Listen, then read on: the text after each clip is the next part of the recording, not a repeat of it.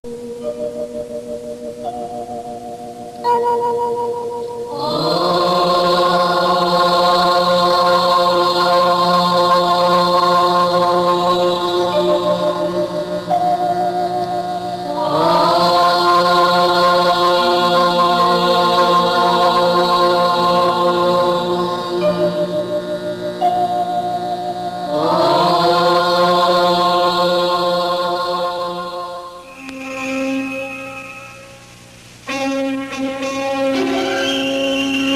observação atenta da realidade de nosso mundo demonstra que existe uma relação cada vez mais íntima entre todos os povos. Sem dúvida, os elementos físicos necessários à sobrevivência dos seres humanos vinculam-nos numa mesma condição. Nos momentos críticos da história da humanidade, os elementos espirituais que unem o gênero humano vêm sendo revitalizados por seres conhecidos como profetas, messias e avatares. Este fenômeno de regeneração espiritual está ocorrendo novamente em nosso planeta, e aqueles que estão atentos começam a escutar. A mensagem é de Bhagavan Sri Satya Sai Baba, reverenciado por milhões de pessoas como representante da divindade na Terra, uma encarnação divina, um avatar. O London Times o descreve como o santo mais importante dos últimos séculos. Sai Baba mesmo diz que sua vida é sua mensagem. A sua vida é um livro aberto, convidando à devoção mediante o questionamento e o uso da razão, não através da fé cega, mas depois de minuciosa observação e análise de sua vida.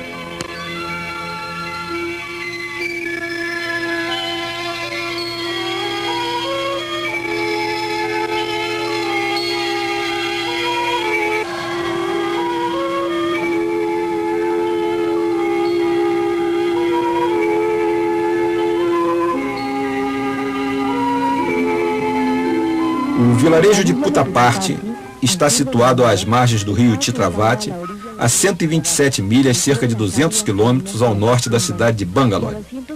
É muito pequeno para ser visto no mapa. O humilde povoado é abençoado por templos hindus e uma mesquita. Seus habitantes vivem da mesma forma que seus ancestrais viveram por séculos e séculos sem mudar nada. No amanhecer do dia 23 de novembro de 1926, em um lar humilde, as orações de uma piedosa mulher indiana foram ouvidas e ela deu à luz a um menino. Testemunhas recordam-se de que instrumentos musicais pendurados nas paredes começaram a tocar sozinhos. Lembram-se, igualmente, de uma cobra misteriosa, sinal tradicional de Shiva, encontrada debaixo dos panos que serviam de cama ao recém-nascido. O menino foi chamado Satya Narayana Raju. Satya, em sânscrito, significa verdade. À medida que o pequeno Satya crescia, tornava-se cada vez mais evidente que era diferente das outras crianças. Seus companheiros de brincadeiras o chamavam de Guru. Ele lhes ensinava a entoar cânticos devocionais e os dirigia.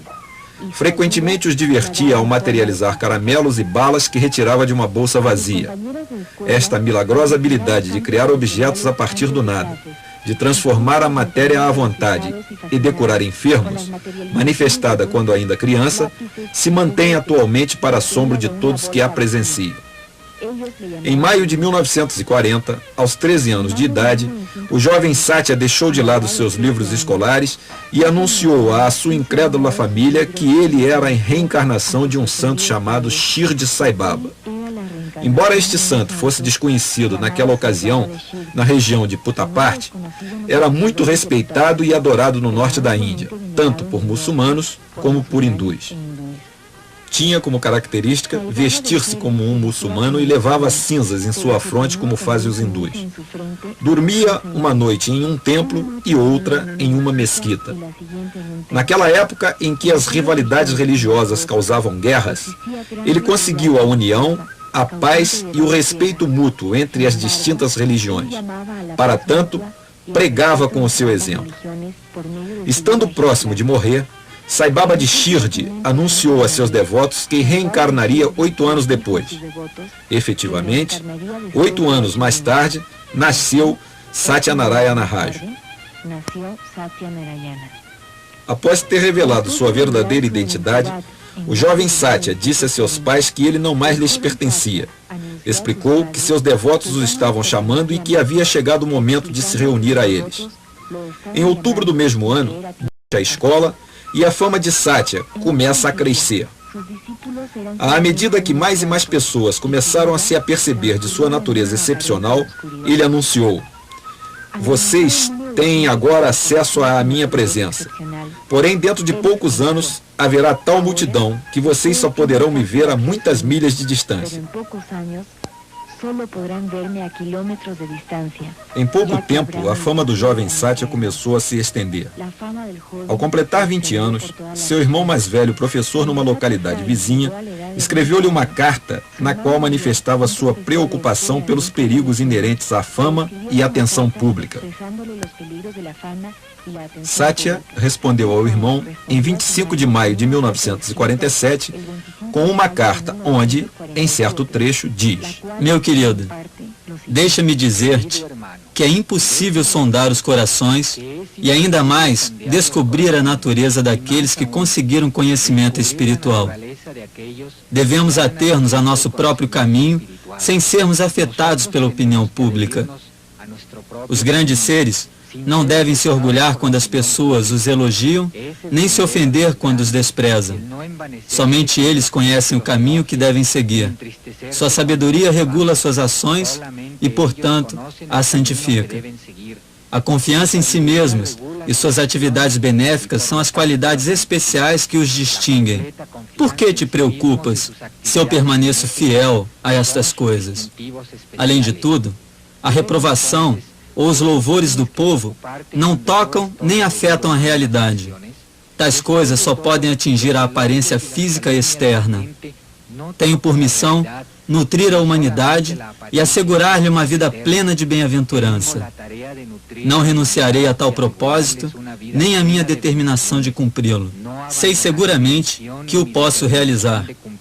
Com a mesma equanimidade, trato a honra e a desonra, fama ou prestígio, que possam vir como consequência de minha tarefa. Eu me conduzo e ajo somente para o benefício de toda a humanidade. Ninguém pode compreender intelectualmente minha glória, não importa quem seja, qual o seu método de investigação ou quão grandioso seja o seu intento. Tu mesmo poderás ver a plena glória nos anos vindouros. Não preciso escrever estas palavras. Só o faço porque sinto que te sentirias triste se não o fizesse. Teu Baba. Desta maneira, em 1947, Satya Sai Baba deu a seu irmão mais velho uma visão perfeita do futuro. Nos primeiros anos, não havia nenhum ashram em Puttaparthi. Em 1950, começou a construção de uma sala de oração ao pé de uma colina nas proximidades da vila. Em seguida, outros edifícios foram se agregando e o lugar recebeu o nome de Prashanthi Nilayam, morada da eterna paz.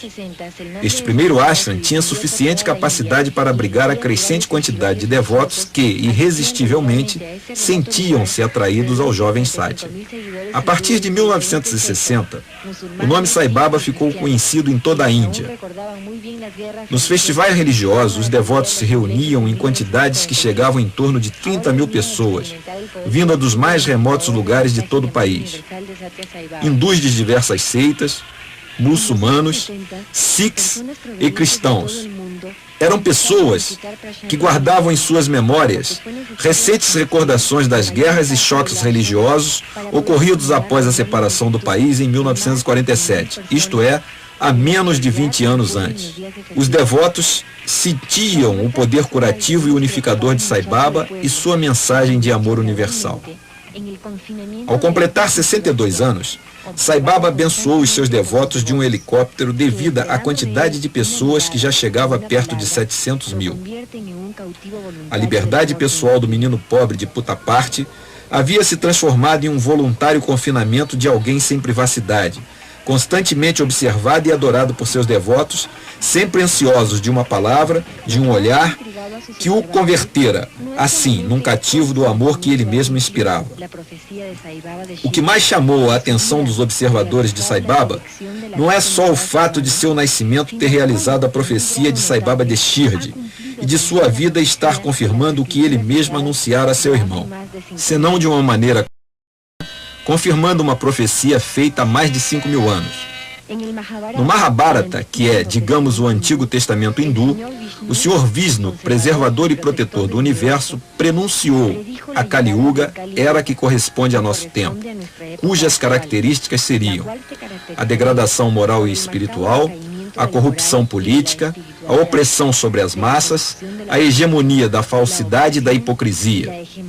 Disse então o Senhor Vishnu: quando o mal prevalecer na terra, eu mesmo nascerei na família de um homem virtuoso, para restaurar a tranquilidade e exterminar a maldade. Na época de Kali, tomarei a forma humana de um avatar de cor escura. Eu nascerei numa família do sul da Índia. Este avatar terá imensa energia, grande inteligência e todos os poderes. Os objetos que este avatar necessitar para o cumprimento de sua missão estarão à sua disposição instantaneamente, tão logo precise ou deseje. Será um vitorioso pela força única de sua virtude. Restabelecerá a ordem e a paz no mundo, inaugurará uma nova era de verdade e estará sempre rodeado de pessoas espiritualizadas que o adorarão. Ele será como o vento sobre a terra. Os seres o imitarão. Sua conduta trará paz e prosperidade. Os homens desfrutarão felicidade na prática de rituais religiosos. Centros educacionais e a educação espiritual e temporal, assim como templos, reaparecerão em quantidade. Os ashrams estarão cheios de homens apegados à verdade. Os governantes da terra governarão virtuosamente seus países. A fama deste avatar será esplendorosa. Esta profecia está no Vishnu Purana, antiga escritura, na qual ainda se menciona que o avatar terá poderes sobre-humanos e os usará para estabelecer uma nova era da verdade. Acrescenta ainda: seus pais serão devotos de Vishnu e viverão em um povoado onde seus habitantes expressarão devoção pelo aspecto de pastor de vacas do Senhor Krishna. De fato, a mãe e a avó de Sai Baba veneravam o aspecto de Vishnu chamado Satyanarayana muito antes do nascimento de Sai Baba, e Puttaparthi era antigamente chamada Golapali, que significa casa dos vaqueiros. Desta forma, a vida de Bhagavan Sri Satya Sai Baba parece cumprir atualmente as profecias e escrituras da Índia milenar.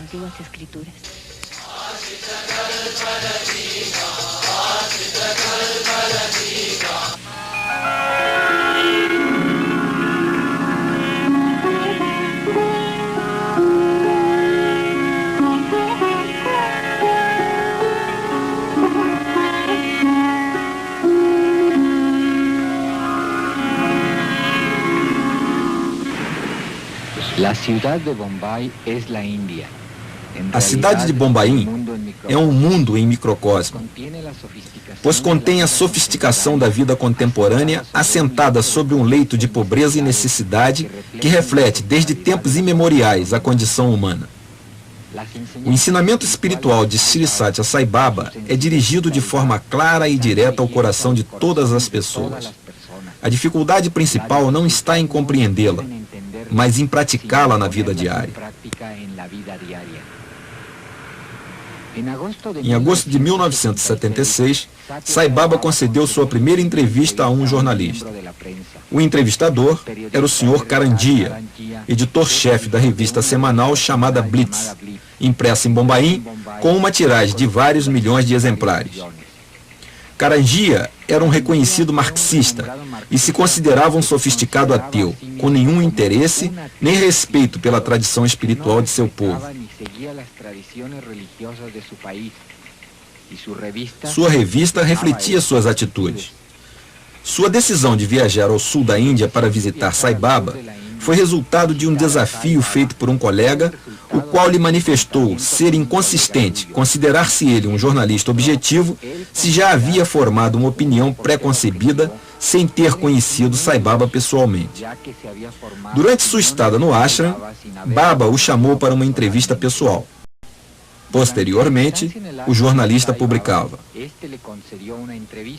Baba não só irradiava poderosas emanações de algo que eu só posso descrever como amor e graça espiritual, mas me deixou assombrado com seu conhecimento dos menores detalhes de meu trabalho e de minha vida particular. Também parecia conhecer, antes que eu as formulasse, todas as perguntas que eu havia pensado em fazer. Tão logo eu começava a esboçar uma pergunta, ele me detinha com uma suave palmada no joelho e começava a me responder. Nunca cheguei a completar uma pergunta, porém, obtive todas as respostas. Muitas das seguintes frases foram extraídas desta entrevista. Muchas de las siguientes frases han sido extraídas de esa entrevista.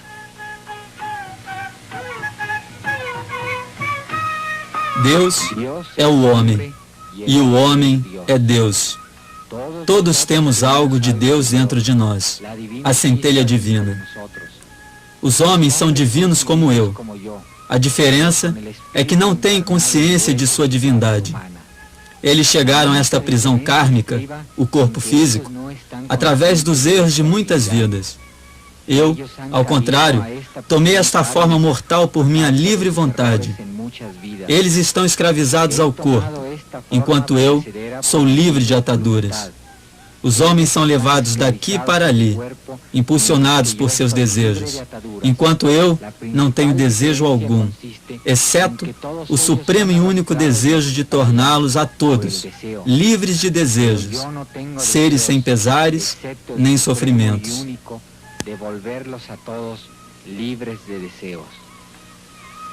Cada vez que a discórdia, a desarmonia e a rivalidade se apoderam do mundo, Deus encarna em uma forma humana para mostrar a todos o caminho do amor, da harmonia e da paz. Um avatar assume a forma humana e se comporta como tal para que a humanidade possa sentir um parentesco com o divino e, ao mesmo tempo, se eleva a alturas divinas para que esta mesma humanidade possa alcançar Deus. A realização do Deus interno, morador do coração, motivador da vida, é a tarefa para a qual desce o avatar. Por isso, em minha presente forma de avatar, vim com a totalidade dos poderes de Deus sem forma para corrigir o homem, para elevar-lhe a consciência e para reconduzir os homens ao correto caminho da verdade, da retidão, da paz e do amor à divindade. O vibhuti que eu materializo é a manifestação da divindade e tem um poderoso significado. É o símbolo da natureza cósmica, imortal e infinita de Deus. O Atma, ou Espírito, é o que resta quando tudo o que é mundano, transitório e mutável é queimado. É, em primeiro lugar, um símbolo do ciclo vida-morte, no qual tudo finalmente se reduz a cinzas. És pó e ao pó voltarás. Cinza ou pó é a condição final de todas as coisas. Já não pode sofrer nenhuma mudança posterior. No contexto espiritual, as cinzas sugerem àqueles que as recebem a necessidade de renunciar a todo desejo material e queimar todas as paixões, todos os apegos e tentações no fogo da devoção. No contexto espiritual, as cinzas sugerem àqueles que as recebem a necessidade de renunciar a todo desejo material e queimar todas as paixões, todos os apegos e tentações no fogo da devoção, que torna as pessoas puras em pensamentos, palavras e ações. É pela vontade de imprimir esta lição em suas mentes que materializo cinzas para aqueles que vieram a mim com amor e devoção. Como as outras materializações, as cinzas atuam como um talismã, curando as enfermidades e dando proteção aos que dela necessitam. É o símbolo da divindade. Portanto, é muito diferente dos truques dos mágicos. Meus poderes são para proteger, curar, salvar as pessoas e materializar objetos. Esses poderes originam-se diretamente da vontade de Deus e só podem ser exercidos por um avatar. Um avatar é reconhecido por 16 características. Um avatar se reconhece por 16 características. As 15 primeiras são controle das 5 funções e dos 5 sentidos do corpo e o controle dos 5 elementos da natureza. Estas qualidades são alcançáveis através de práticas e disciplinas espirituais, mas não a 16ª, que não é produto de desenvolvimento espiritual humano, mas a revelação da descida e encarnação da divindade, e manifesta-se nos poderes milagrosos de Sai Baba. Esta característica se chama onisciência, onipresença e onipotência. Ela é a consciência infinita.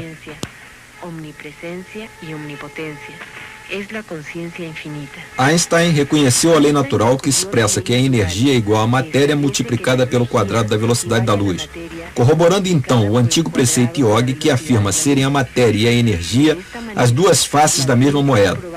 Assim, a ciência começou a conhecer a matéria como energia condensada que se move ao longo de uma constante e contínua mudança de forma.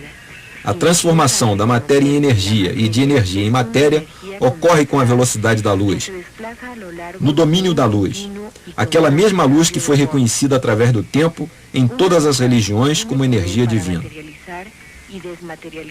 Um avatar é capaz de materializar e desmaterializar objetos, de dirigir sua consciência através do cosmos, de se mover com a velocidade da luz e de usar os poderes da luz em sua missão na Terra sem estar limitado pelo corpo físico ou pelas leis da natureza. Sua consciência é una com a energia primária da criação. Para alguém com infinita consciência, livre no espaço e no tempo, o que para vocês é milagroso, para ele é um simples jogo de forças primárias. Agora, veremos Sai Baba aceitando cartas nas quais seus devotos lhe pedem ajuda e bênção. Sai Baba diz: os milagres que faço pertencem ao campo infinito do poder divino. Eles são a evidência de minha divindade. De forma alguma, devem ser tomados como exibição. Todas as exibições de magia, como sabem, são feitas a troco de lucro. São truques de uma classe de mágicos e constituem uma forma legalizada de embuste. É o caso de mudar um objeto de um lugar para outro com uma rápida manobra da mão. Não envolvem poderes, siddhis, nem são milagres. O que eu faço é absolutamente diferente. É um ato de criação, não é magia. Não busco recompensa e não iludo ninguém, transportando objetos de um lado para o outro. Ao contrário, eu os crio. Mais uma vez esclareço que não faço isto por necessidade, nem para ostentar meus poderes. Para mim, isso é uma espécie de cartão de visitas, para convencer as pessoas de meu amor por elas e, em retorno, conseguir despertar nelas devoção pelo divino. Como o amor não tem forma, utilizo as materializações para evidenciar o meu amor. É meramente um símbolo. Muitos desejam talismãs que simbolizem minha proteção. Então eu lhes dou. Quando estão com um problema, sentem a presença do anel, do relógio ou da pulseira. Recordam-se de mim e me chamam para que os ajude. Por outro lado, se eu lhes desse algo que não pudessem usar, provavelmente o guardariam em algum lugar e o esqueceriam. Estes talismãs dão às pessoas uma ideia de proteção e segurança, que necessitam nas horas de crise, e criam um laço simbólico, cobrindo grande distância entre mim e eles. Quando os devotos precisam de mim, estes objetos irradiam a mensagem como se fossem um radiotransmissor, e eu vou imediatamente em seu auxílio. Posso curar, salvar e até ressuscitar pessoas se elas tiverem uma condição espiritual receptiva. É como os polos positivos e negativos da eletricidade. Minha capacidade é o polo positivo e a devoção dirigida a mim, o polo negativo. Uma vez juntos, dão lugar àquilo que se tem chamado milagre da cura. A mente humana é a verdadeira responsável pela enfermidade e pela saúde. É por si só a causa das mesmas. Por isso, quando chega o momento da cura, a mente deve gerar fé suficiente para alcançar tal propósito. Tudo o que faço é dar-lhes confiança, a vontade e o poder de se curarem a si mesmos. É a abundância de meu amor, reciprocamente correspondido pela fé que os devotos têm em mim, que produz os resultados desejados.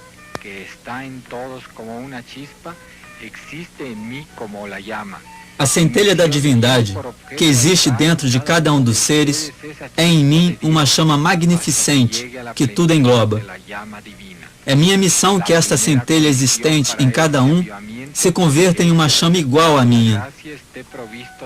A primeira condição para este avivamento é que o receptor da graça esteja provido de devoção necessária. Aqueles que mantêm a presença de Baba em seus corações pertencem a esta classe de devotos. Eles vêm a mim, me veem, me escutam, experimentam meu amor por eles e o recebem com fervor. E desta maneira, convertem-se em parte de mim e de minha divindade. Para melhor esclarecer, dou-lhes este exemplo. Todos os que desejam obter pérolas do mar têm que mergulhar profundamente para buscá-las. De nada serve agitar com as mãos as águas perto da praia e dizer que no mar não há pérolas, ou que todas as histórias sobre pérolas são falsas. Da mesma forma, se uma pessoa quer ter o amor e a graça deste avatar, deve mergulhar profundamente e buscá-los em Sai Baba. Só então, ele se fundirá comigo e me levará no recôndito do seu coração. Hoje em dia, a maldade está de tal forma difundida que toda a humanidade poderia ser destruída num holocausto nuclear caso houvesse outra guerra mundial. É para evitar isto e para salvar o mundo desta catástrofe que este avatar veio. Há duas maneiras pelas quais o avatar pode ajudar as pessoas a evitar as calamidades. Uma é imediata, a outra é a longo prazo. Qualquer solução instantânea é contrária à lei fundamental da natureza e também contra a lei kármica de causa e efeito. A maioria das pessoas vive no mundo material de seus desejos e egos, que é governado por esta lei, e as pessoas colhem o fruto de suas ações. Isto leva à evolução ou involução de seu ser. Se o avatar interviesse diretamente, resolvendo seus problemas, paralisar-se-ia toda ação, todo desenvolvimento e ainda mais a evolução. Essa solução deve ser descartada por ser totalmente contra as leis naturais. A outra e mais efetiva alternativa apresenta uma solução a longo prazo, na qual o avatar conduz as pessoas para que elas mesmas alcancem um grau maior de consciência que lhes permita compreender a verdade das leis espirituais. Esta qualidade os ajudará a compreender a natureza e a lei kármica de causalidade. Os seres humanos poderão transcender o ciclo de causa e efeito que hoje os envolve como vítimas, e assim poderão dirigir e controlar as forças naturais. Prevenir calamidades tais como terremotos, inundações, secas, fome e epidemias. Se o avatar fizesse desaparecer imediatamente todas as calamidades, coisa que posso fazer e faço quando muito necessário, todo o drama da criação com suas leis kármicas sofreria um colapso. Essas calamidades ocorrem não pelo que Deus fez ao homem, mas sim pelo que o homem fez a si mesmo.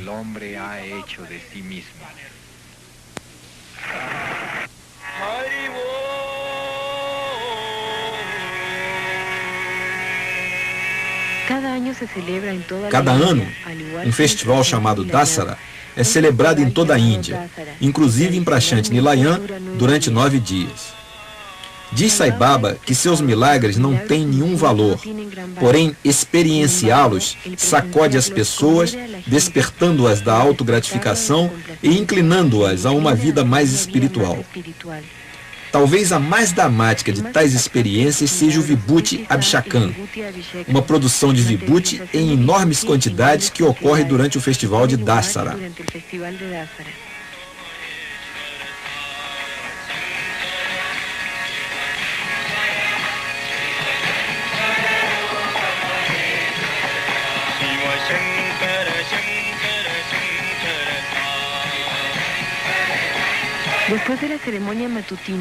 Depois da cerimônia da manhã, multidões se reúnem no auditório e Baba explica o significado do Vibhuti Abhishekam. A estátua de prata de Shirdi Sai Baba, a encarnação anterior de Bhagavan, é lavada e secada com muita devoção. Um colar é materializado por Baba com o esvoaçar de sua mão e colocado cuidadosamente na imagem. Uma vasilha de madeira é colocada de boca para baixo sobre sua cabeça. Baba começa a agitar a mão no interior da vasilha, deixando cair grandes quantidades de cinzas que cobrem a estátua com uma inebriante fragrância. Es notable observar que, a pesar de que el jarrón está boca abajo, quando Baba, por um momento, retira a mão de dentro da vasilha, as cinzas deixam de cair, mostrando aos espectadores desconfiados que a vasilha vazia necessita da mão divina para que a cinza seja produzida. O fluir recomeça assim que Baba reintroduz a mão. Nestas ocasiões, a lógica nos desampara porque, na perplexidade, não percebemos que aquele que pode produzir cinza à vontade, usando uma vasilha vazia, também pode deter à vontade o fluxo. E então, começamos a questionar sobre quando o fluir se interrompe e quando se reinicia. De esta manera, que la caída cese es tan sorprendente como que se inicie.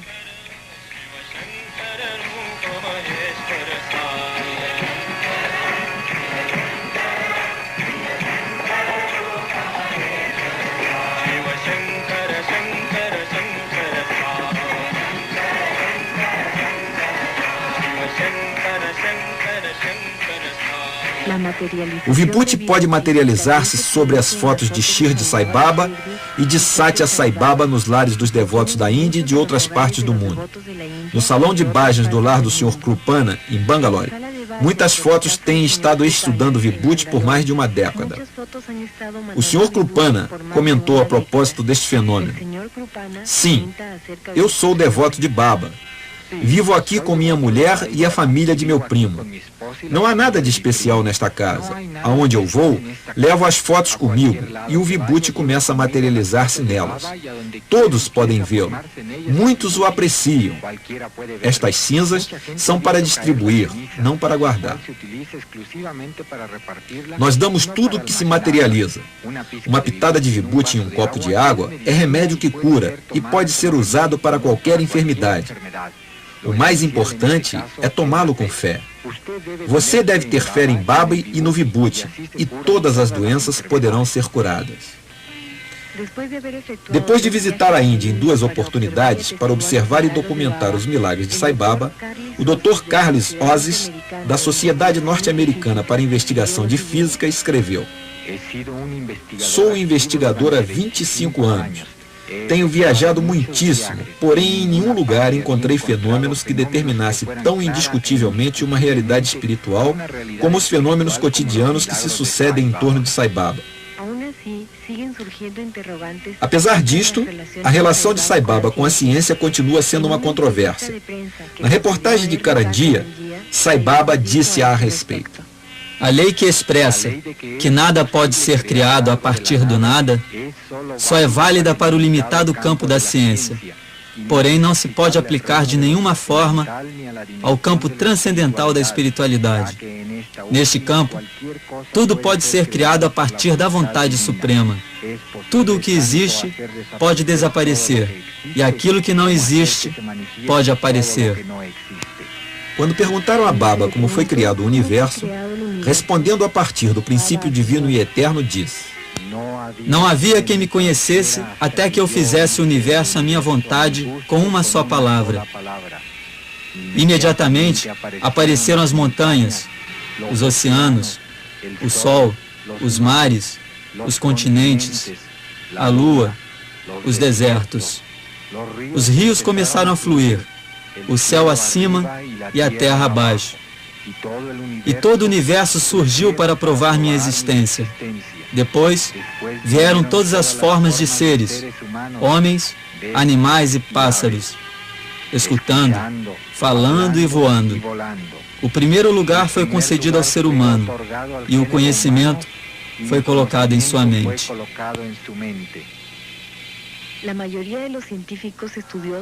A maioria dos cientistas que estudam a estrutura e a evolução do universo estão de acordo com a tradição espiritual que fala de um vazio inicial.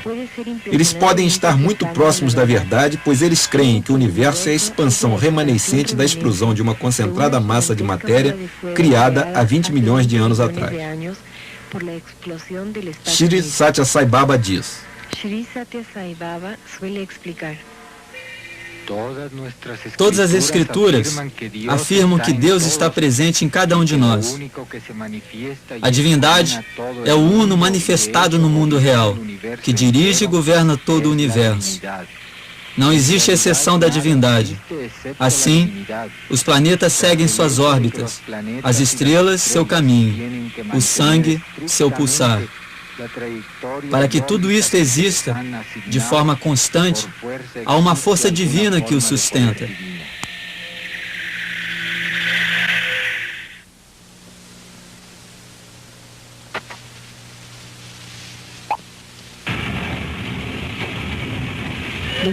Kilómetros al oriente de la ciudad de Bangalore, sobre la vía del ferrocarril que va a Madras, se encuentra Whitefields. A 25 quilômetros a leste da cidade de Bangalore, encontra-se Whitefield, onde Sai Baba possui um ashram chamado Brindavan. Ali, diariamente como no outro ashram, Sai Baba passeia entre os devotos que, sentados no pátio, em silêncio, esperam seu darshan, isto é, a visão e a presença do Avatar. Este acesso à presença de Baba é uma alegre surpresa para quem pensa no Avatar como uma pessoa inatingível. Uma figura que, por sua talla espiritual, parece remota y de una aproximación casi inalcanzable.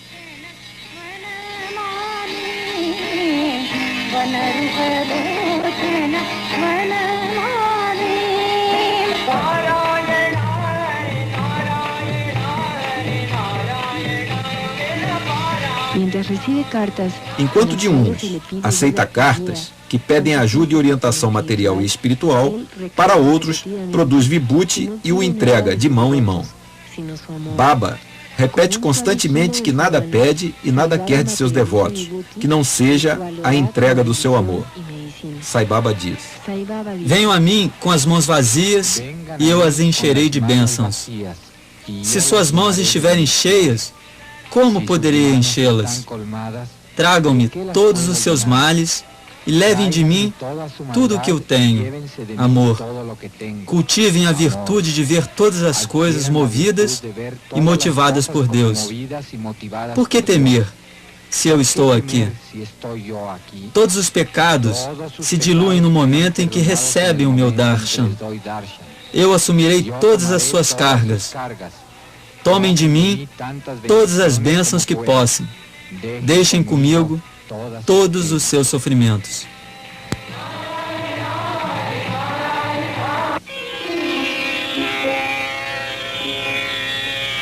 Junto a su residencia se halla el Colegio de Artes, Ciencia y Comercio para Varones Satya Sai. Aqui se iniciou nos últimos anos da década de los 60. Encontra-se em Brindavan o Colégio Satya Sai de Ciências, Artes e Comércio para Rapazes. Foi aqui que começou, no final da década de 60, o programa de educação integral. O financiamento e construção de estabelecimentos educacionais estão a cargo do Fundo Central de Educação, através do Banco da Índia, que aceita doações exclusivamente para este propósito. Este colégio é o núcleo de um número crescente de instituições educacionais em toda a Índia. Desde o ano de sua abertura, os colégios de Sai Baba são considerados os melhores do país, e seus estudantes figuram entre os primeiros colocados nos exames anuais. Os programas educacionais são para futuros cidadãos que não viverão como monges ou eremitas, mas serão pais de famílias, participantes do mundo material. Sai Baba vê o futuro da Índia completamente unido a um renascer educativo. Muito do seu tempo é dedicado às escolas primárias e secundárias. Contempla el futuro de la India ligado a un renacimiento en la educación. Mucho de su tiempo lo ha dedicado al establecimiento de escuelas básicas y universidades. Sai Baba diz: estes estudantes estarão capacitados para ocupar o lugar de futuros líderes da Índia, equipados para retirá-la da pobreza e da ignorância. O caráter destas crianças deve crescer puro e firme. Deem a eles toda a confiança e a coragem de que necessitem para tornarem-se honestos, bons e seguros. Em 1971, na inauguração do Colégio de Artes e Ciências para Moças em Anantapur, Sai Baba falou: esta é uma instituição que propicia educação e prepara gerações de adolescentes para se fazerem melhores mulheres e melhores cidadãs.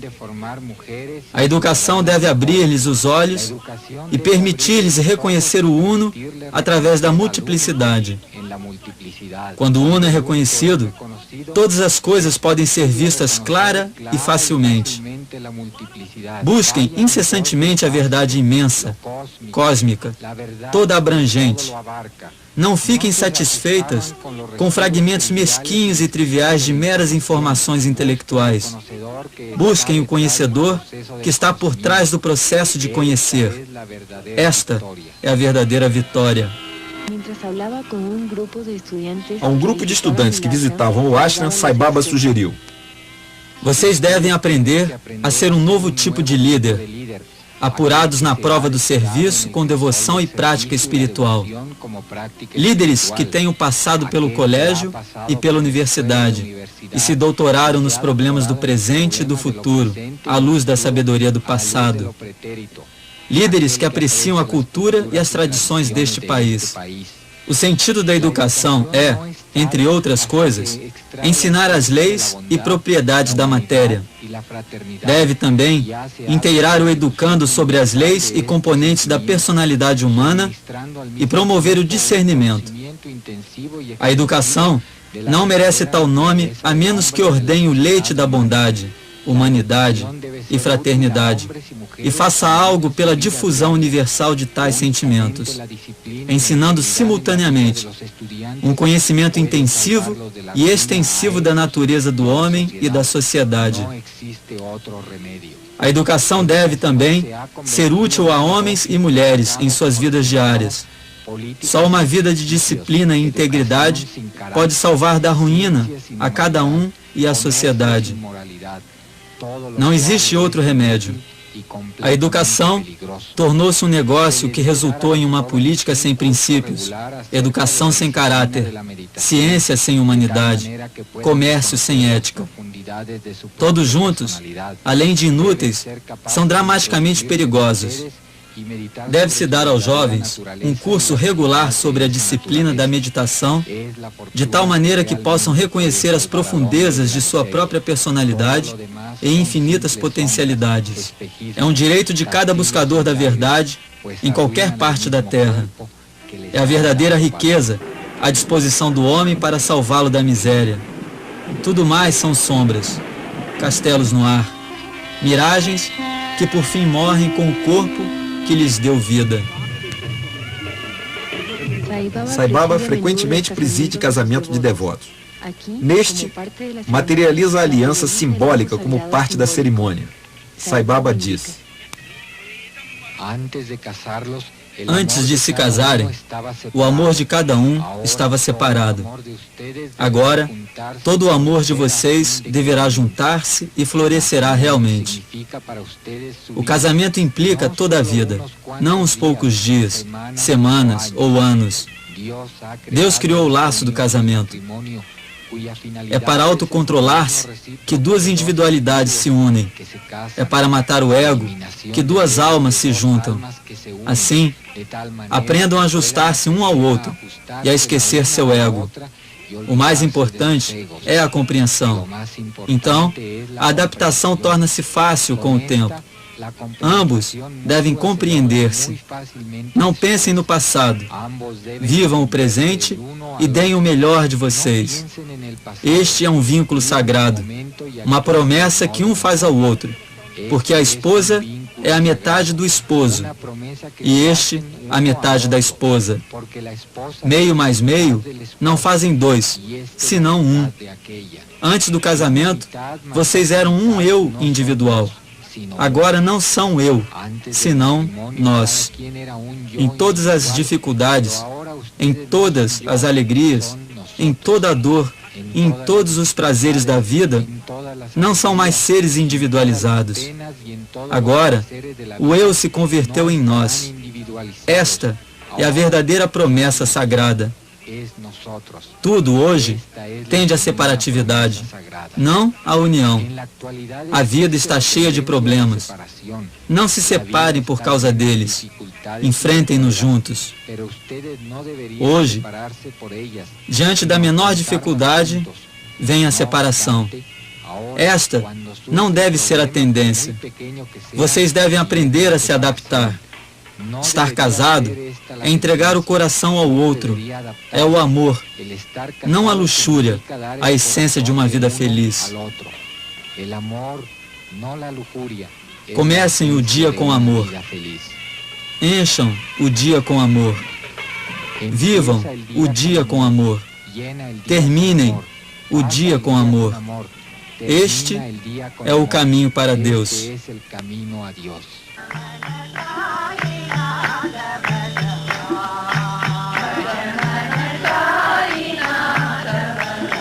Sai Baba incessantemente enfatiza o laço fundamental que une todas as religiões. Adverte ele. Deixem que existam as diferentes crenças. Permitam-nas florescer. Que a glória de Deus seja cantada em todos os idiomas, em todas as diferentes melodias. Isto é o ideal. Respeitem as diferenças entre as religiões e reconheçam sua validade, de forma que não se extinga a chama da unidade. Eu não vim para falar em favor de alguma religião em particular. Não vim em nenhuma tarefa publicitária em proveito de alguma seita ou crença, ou causa religiosa. Tampouco vim para reunir seguidores de alguma doutrina. Eu vim para falar-lhes dessa fé universal e unificadora, este caminho de amor, este dever de amor.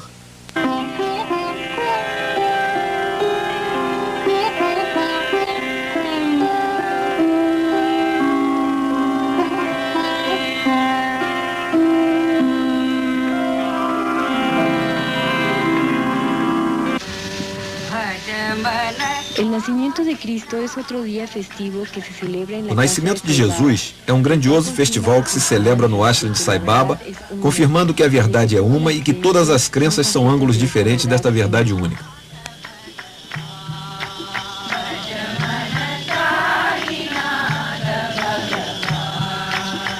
El cristianismo y el hinduismo comparten la imagen del Señor cuidando su rebaño. Jesucristo como el pastorcillo de ovejas en Israel y Sri Krishna como el pastorcillo de vacas en Vrindavan. Durante as comemorações de Natal, Sai Baba falou sobre Cristo.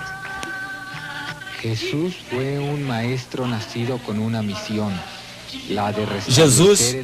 foi um mestre nascido com uma grande missão, a de restabelecer o amor, a caridade e a compaixão no coração dos homens. Ele não teve o menor apego ao corpo ou pelo ego. Não lhe afetavam nem os ganhos, nem as perdas, nem a alegria, nem a tristeza. Seu coração atendia aos clamores dos angustiados e aos apelos e desejos de paz e fraternidade. Percorreu a terra predicando sua missão de amor e doou sua própria vida em sacrifício pela humanidade. Ele via Deus dentro de si. Na Índia, sua permanência nos monastérios dos Himalaias foi venturosa. Por sua qualidade de mensageiro divino, declarou que era filho de Deus. Mais tarde, estabelecido na consciência do Atma, afirmou: eu e meu Pai somos um.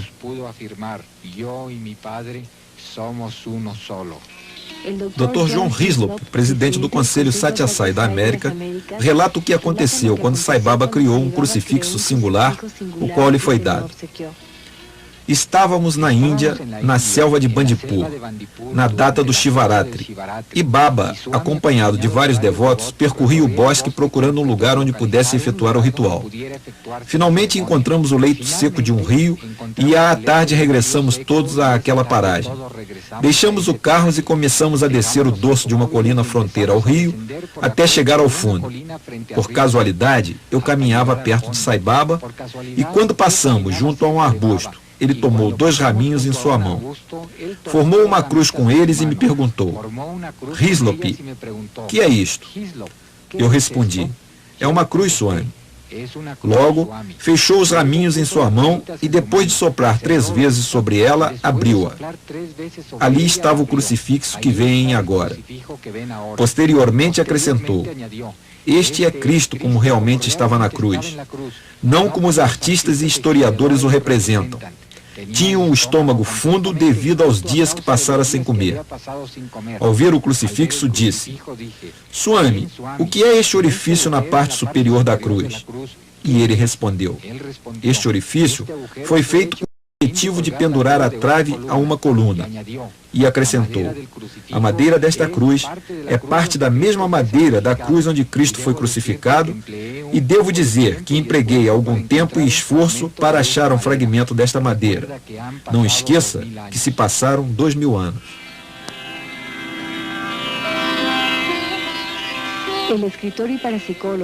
O autor e parapsicólogo Frank Barnowski, ligado a diversas universidades do Arizona, é um cientista que se dedica ao estudo das auras que formam o campo biomagnético ao redor do corpo humano. Neste exemplo, na fotografia Kirlian, podemos observar claramente a aura, a qual pode ser analisado para determinar o nível da energia, o estado emocional e a saúde de uma pessoa. Fala professor Barnowski. Cheguei à Índia como um pesquisador científico com o propósito de estudar a aura humana. Ouvira falar muito sobre Satya Sai Baba por parte de vários colegas. Alguns parapsicólogos, outros psiquiatras, enfim, todos cientistas que haviam chegado à Índia e, quando em contato com ele, haviam se transformado. Já não eram os mesmos de antes. Como dizia, escutava muito sobre Sai Baba, de tudo o que era capaz de fazer, de suas faculdades para curar e comunicar-se telepaticamente com seus devotos com o fim de ajudá-los. Numa manhã de domingo, muito cedo, estava em sua varanda a dar suas bênçãos aos devotos que cantavam no pátio. A aura que Baba projetava era algo mais que o imaginável, quase impossível de descrever.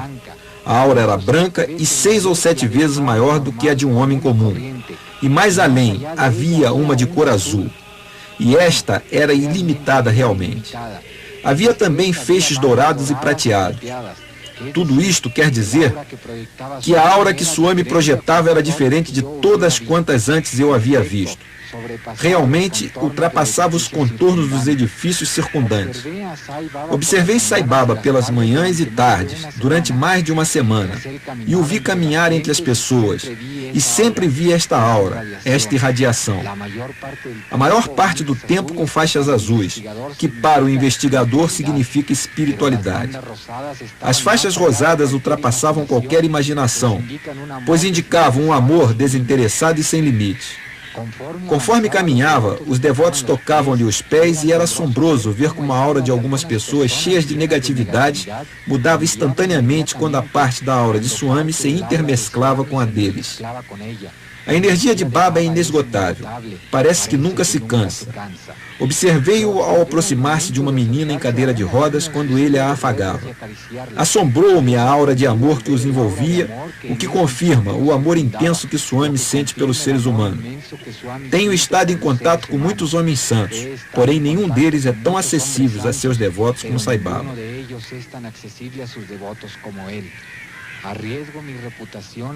Sei que arrisco minha reputação científica com o que eu vou dizer. Porém, fazem 2 dias que olhei os olhos de Sai Baba e nele contemplei um esplendor que jamais vira e tive a certeza absoluta que olhei a luz da divindade em seu rosto e já não tenho a menor dúvida. Segundo minha apreciação, Sai Baba é exatamente o que parece ser. exatamente aquilo que quer que nós sejamos, aquilo que exige que devemos ser, amor. Ele é justamente isto, amor.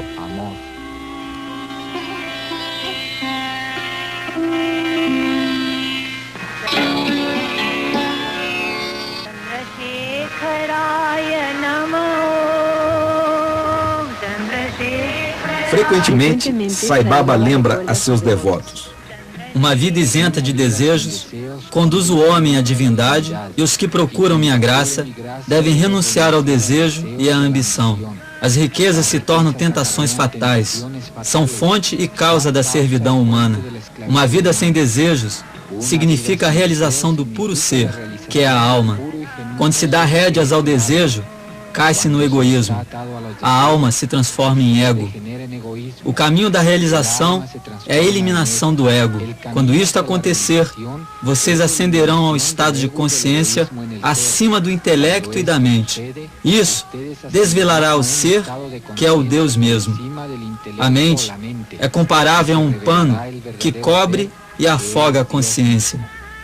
Os fios que tecem tal pano são os muitos desejos. Se renunciarmos a estes, os fios se rompem e o pano se desfaz. E com isto, se desvela nossa verdadeira natureza. É o que os Vedas querem dizer quando indicam que se deve descartar o ego para se obter a autorrealização. Dessa forma, a mente tem que ser superada até atingir a consciência, a fim de alcançar a infinita alma universal. O ser encarnado deve acabar com a mesquinha e angustiante prisão da personalidade. Os desejos pertencem aos sentidos, ao cérebro, à mente. Uma vez que o homem se liberte deles, realiza-se o ser.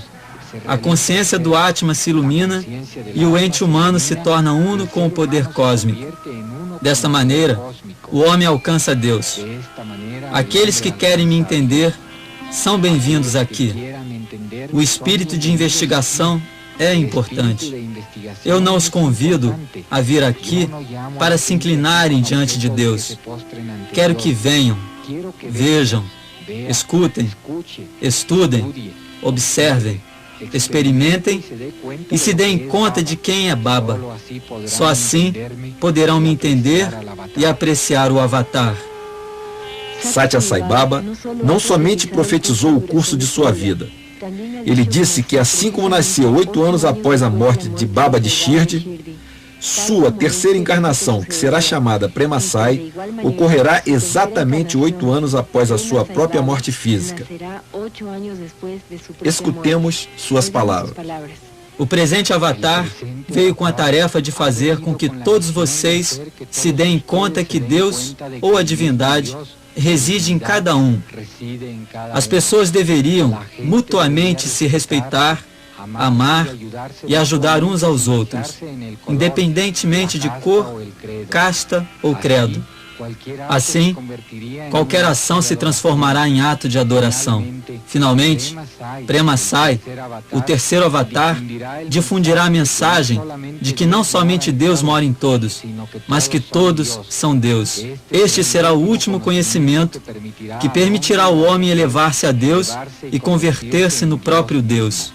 Em todo o universo, não há outro planeta que tenha vida humana ou uma forma de vida similar.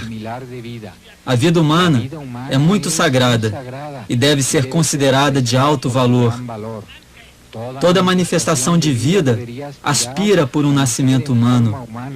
Só através da forma humana, Deus pode ser realizado. Aqui e agora é a oportunidade de realizar a meta suprema da vida. O propósito dessa tríplice encarnação é de unir toda a raça humana numa só família, com o preceito de que a divindade, que é a realidade átmica, mora em todo homem e em toda mulher, que constitui a base sobre a qual repousa a totalidade do cosmos. Uma vez que isto se realize, a herança divina comum, que une o homem ao homem e o homem a Deus, será evidente, e o amor prevalecerá como a luz que guiará o universo.